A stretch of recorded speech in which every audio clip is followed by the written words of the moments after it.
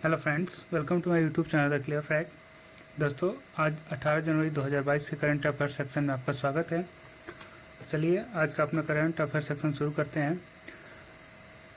देश और दुनिया के इतिहास में 18 जनवरी को घटित महत्वपूर्ण घटनाओं पर एक नज़र डालेंगे। 18 जनवरी 1886 में हॉकी एसोसिएशन का गठन इंग्लैंड में हुआ था। आज का ही दिन मॉडर्न हॉकी के जन्मदिन के रूप में देखा जाता है। ऐसे ही 62 साल के कारोबार के बाद 1991 में आज ही के दिन ईस्टर्न एयरलाइंस को आर्थिक कारणों से बंद कर दिया गया था।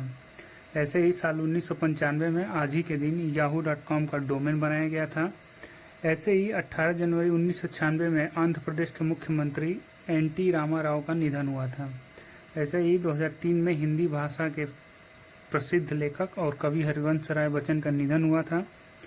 ऐसे ही 1896 में एक्सरे मशीन का पहला प्रदर्शन किया गया था।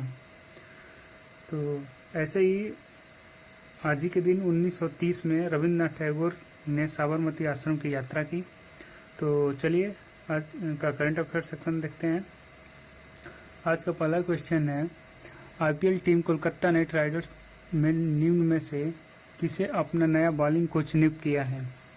इसके लिए ऑप्शन ए है राहुल द्रविड़, ऑप्शन बी है सचिन तेंदुलकर, ऑप्शन सी है भरत अरुण, ऑप्शन डी है वसीम अकरम। इसमें जो सही ऑप्शन है वह ऑप्शन सी, यानी कोलकाता नाइट राइडर्स ने पूर्व भारतीय गेंदबाज कोच भरत अरुण को अपना नया गेंदबाज कोच नियुक्त कर दिया है। पूर्व क्रिकेटर भरत अरुण भारत के लिए 6 अंतर्राष्ट्रीय मुकाबले खेले हैं। भरत अरुण पहली बार जुलाई 2014 में बतौर गेंदबाजी कोच टीम इंडिया से जुड़े थे। आइए अगला देखते हैं, निम्न में से किस देश ने भारत के साथ ब्रह्मोस मिसाइल खरीदने का 2780 करोड़ रुपए का समझौता किया है। इसके लिए ऑप्शन ए है चीन, ऑप्शन बी है फिलीपींस, ऑप्शन सी है जापान, ऑप्शन डी है जर्मन। इनमें जो सही ऑप्शन है वह ऑप्शन बी, यानी फिलीपींस ने भारतीय ब्रह्मोस एरोस्पेस प्राइवेट लिमिटेड से एक अनुबंध किया है। इसके मुताबिक फिलीपींस ने भारतीय ब्रह्मोस एरोस्पेस प्राइवेट लिमिटेड के करीब 375 मिलियन के प्रस्ताव को स्वीकार कर लिया है। इसके तहत भारत फिलीपींस नेवी को तट आधारित एंटी शिप मिसाइल सिस्टम की आपूर्ति करेगा। भारत रूस द्वारा संयुक्त रूप से बनाई गई ब्रह्मोस मिसाइल पर भरोसा दिखाते हुए फिलीपींस के अंतर्राष्ट्रीय रक्षा विभाग ने इसकी जानकारी दी है। तो आइए नेक्स्ट क्वेश्चन देखते हैं, भारत और किस देश की नौसेना ने हाल ही में अरब सागर में पासिंग एक्सरसाइज किया है। इसके लिए ऑप्शन ए है रूस, ऑप्शन बी है चीन, ऑप्शन सी है नेपाल, तो ऑप्शन डी है पाकिस्तान। इनमें जो सही ऑप्शन है वह ऑप्शन ए, यानी भारत और रूस की नौसेना ने अरब सागर में पासिंग एक्सरसाइज किया है। इस दौरान नौसेना को पहले से भी ज्यादा ताकतवर बनाने वाले स्वदेशी रूप से डिजाइन किए गए गाइडेंस मिसाइल डिस्टायर आईएनएस कोची का भी परीक्षण किया गया। मंत्रालय के मुताबिक भारतीय नौसेना ने अरब सागर में रूसी नौसेना के साथ आईएनएस कोची का अभ्यास किया। यह पहली बार है जब भारतीय नौसेना ने स्वदेशी रूप से डिजाइन किए गए युद्धपोत पर परीक्षण किया है।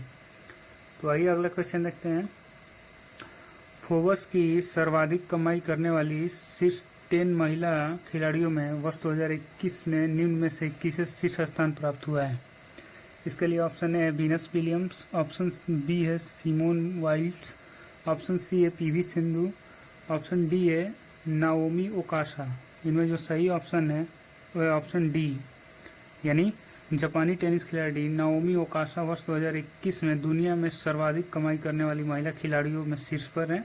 फोर्ब्स की सर्वाधिक कमाई करने वाली शीर्ष 10 महिला खिलाड़ियों की सूची में भारतीय शटलर पीवी सिंधु 7वें नंबर पर है। 10 खिलाड़ियों में से शीर्ष 3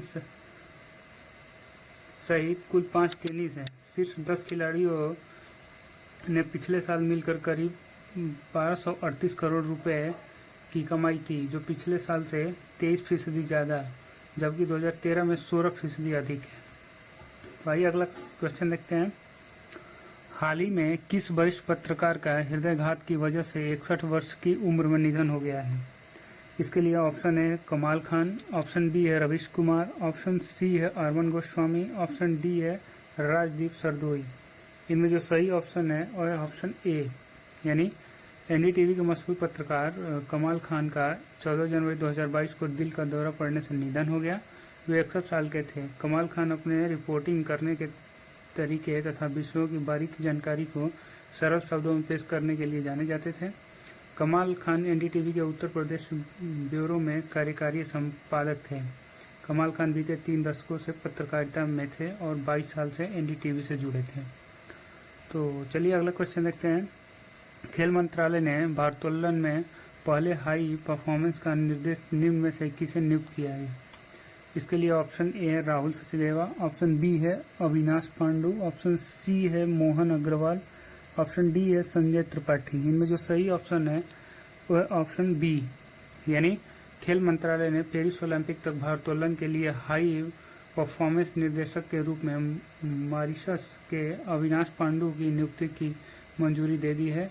वे इस खेल में इस पद पर नियुक्त होने वाले पहले व्यक्ति हैं। उनकी नियुक्ति का मकसद खिलाड़ियों की क्षमता बढ़ाने के साथ मजबूत कोचिंग संरचना बनाना भी है। तो आइए नेक्स्ट क्वेश्चन देखते हैं। भारतीय सेना दिवस निम्न में से किस दिन मनाया जाता है? इसके लिए ऑप्शन ए है 10 मार्च, ऑप्शन बी है 12 जुलाई, ऑप्शन सी है 15 जनवरी, ऑप्शन डी है 25 अगस्त। इनमें जो सही ऑप्शन है वह ऑप्शन सी, यानी भारत में प्रत्येक साल 15 जनवरी को भारतीय थल सेना दिवस मनाया जाता है। यह दिन हर साल इसी दिन को मनाया जाता है क्योंकि आज ही के दिन साल 1949 में फील्ड मार्शल के करियप्पा ने जनरल फ्रांसिस बूचर से भारतीय सेना की कमान ली थी।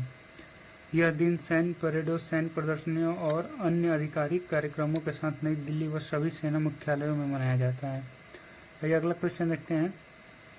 उपभोक्ता शिकायत के ऑनलाइन समाधान के लिए शुरू किए गए ई दाखिला पोर्टल अब कितने राज्यों और केंद्र शासित प्रदेशों में शुरू हो चुका है? इसके लिए ऑप्शन ए है 20, ऑप्शन बी है 15, ऑप्शन सी है 25 और ऑप्शन डी है 22। इनमें जो सही ऑप्शन है वह ऑप्शन बी, यानी उपभोक्ता शिकायत के ऑनलाइन समाधान के लिए शुरू किया गया ई दाखिला पोर्टल अब 15 राज्यों और केंद्र शासित प्रदेशों में शुरू हो चुका है। उपभोक्ता संरक्षण अधिनियम 2019 जो 20 जुलाई 2020 से लागू है, उसमें उपभोक्ता आयोग में ई फाइलिंग और शिकायत दर्ज करने हेतु ऑनलाइन भुगतान का प्रावधान है। ई दाखिल पोर्टल उपभोक्ता को शिकायत दर्ज करने से लेकर के शिकायत समाधान के लिए निर्धारित शुल्क कहीं से भी अदा करने की सुविधा उपलब्ध कराकर उपभोक्ता और उनके अधिवक्ताओं को सशक्त बनाता है। तो आइए आज का अगला क्वेश्चन देखते हैं। निम्न में से किस शहर में भारत पाकिस्तान सीमा पर लोंगेवाला में विश्व का सबसे बड़ा खादी राष्ट्रीय ध्वज प्रदर्शित किया गया है? इसके लिए ऑप्शन ए है जैसलमेर, ऑप्शन बी है हवाई, ऑप्शन सी है चांगलांग और ऑप्शन डी है जयपुर। इनमें जो सही ऑप्शन है वह ऑप्शन ए, यानी हाल ही में भारत पाकिस्तान सीमा पर लोंगेवाला में राजस्थान के जैसलमेर में विश्व का सबसे बड़ा खादी राष्ट्रीय ध्वज प्रदर्शित किया गया। यह राष्ट्रीय ध्वज 225 फीट लंबा और 150 फीट चौड़ा है। इसका वजन लगभग 1400 किलोग्राम है। 700 खादी कारीगरों ने 49 दिनों में इस झंडे को तैयार किया गया है। तो आइए आज का लास्ट क्वेश्चन देखते हैं। निम्न में से कौन सा पेमेंट बैंक भारत में सबसे बड़ा और सबसे तेजी से बढ़ने वाला यूपीआई लाभार्थी बैंक बन गया है? इसके लिए ऑप्शन ए है Airtel payment bank, option B है FreeCharge payment bank, option C है जियो पेमेंट बैंक, तो ऑप्शन डी है पेटीएम बैंक लिमिटेड। इनमें जो सही है ऑप्शन है वह ऑप्शन डी, यानी पेटीएम पेमेंट बैंक लिमिटेड हाल ही में भारत में सबसे बड़ा और सबसे तेजी से बढ़ने वाला यूपीआई लाभार्थी बैंक बन गया है। इस एक महीने के दौरान 926 मिलियन से अधिक यूपीआई लेन देन का मील का पत्थर हासिल करने वाला देश का पहला लाभार्थी बैंक बन गया है। तो thanks for watching the video and wish you all the best for your all coming exam.